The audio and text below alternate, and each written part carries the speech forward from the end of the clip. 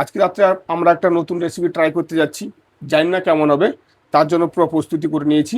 এখানে শিমলা মির্চ আর পেঁয়াজ বড় বড় কেটে নিয়েছি, এদিকে রসুন কুচি, এদিকে গাজর, ময়দা, অ্যারারুট, 8খানা ডিম সিদ্ধ করে নিয়েছি। আজকে আমরা যে রেসিপিটা বানাতে যাচ্ছি সেটা হচ্ছে এগ মাঞ্চুরিয়ান। চলুন আপনাদের দেখাবো আমি আজকে এগ মাঞ্চুরিয়ান কি করে বানাই। প্রথমে আমি ডিমগুলোকে ভালো করে কেটে নেব। একটা ডিমকে আমি 4 পিস করব।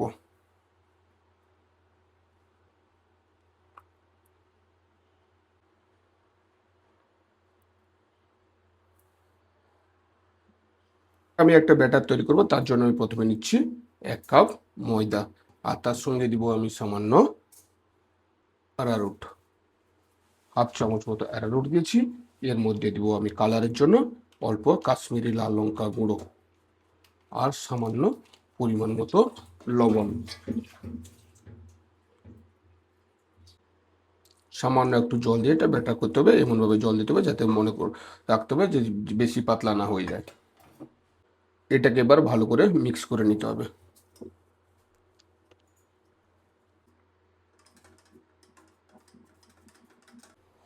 এদিকে আমি গ্যাস ধরিয়ে দিলাম, গ্যাস ধরিয়ে কড়াই চাপিয়ে দিব। এরপরে আমি ডিমগুলো ভেজে নেব।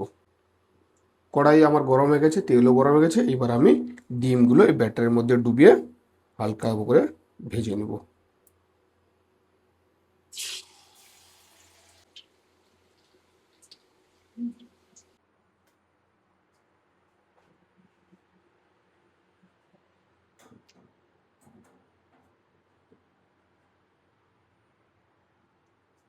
এবার যেটা আমি করব, এর মধ্যে রসুন কুচি দিয়ে দেবো।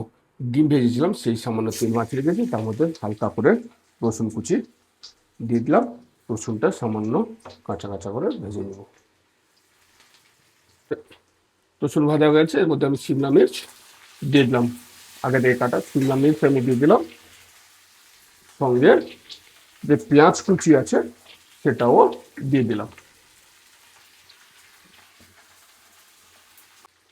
আমার হালকা করে ভাজা হয়েছে, এর মধ্যে আমি দিব ডার্ক সোয়া সস, অল্প দিয়ে রেড চিলি সস।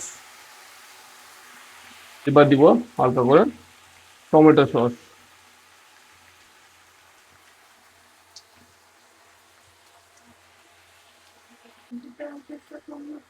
এর মধ্যে আমি সামান্য অ্যাড করব শেজওয়ান চাটনি, পরিমাণ মতো লবণ। এর মধ্যে আমি সামান্য জল দিয়ে ফুটিয়ে নেব। গ্রেভিটাকে গাঢ় করার জন্য এর মধ্যে আমি সামান্য কর্নফ্লাওয়ার। এবার আমি এর মধ্যে দিয়ে দিলাম ভেজে রাখা আগে থেকে ডিমগুলো। আমার কিন্তু এগ মাঞ্চুরিয়ান প্রায় রেডি হয়ে গেছে। দেখুন আপনারা কত সুন্দর কালার হয়েছে। আমার তো দেখেই মনে হচ্ছে ভালো হয়েছে। আর আমার এই পদ্ধতিতে রান্না করা আপনাদের কেমন লাগছে অতি অবশ্যই কমেন্ট করে জানাবেন। আর হাতে যদি সময় থাকে রেস্টুরেন্টে না গিয়ে অতি সহজে কিন্তু আপনারা এইভাবে এগ মাঞ্চুরিয়ান বাড়িতে তৈরি করতে পারেন অতি সহজেই। আমার কিন্তু একদম দেখতে পাচ্ছেন সুন্দরভাবে এগ মাঞ্চুরিয়ান রেডি হয়ে গেছে। এবার শুধু খাওয়ার অপেক্ষা। তো আমাদের ভিডিও কেমন লাগলো আপনারা অতি অবশ্যই কমেন্ট করে জানাবেন।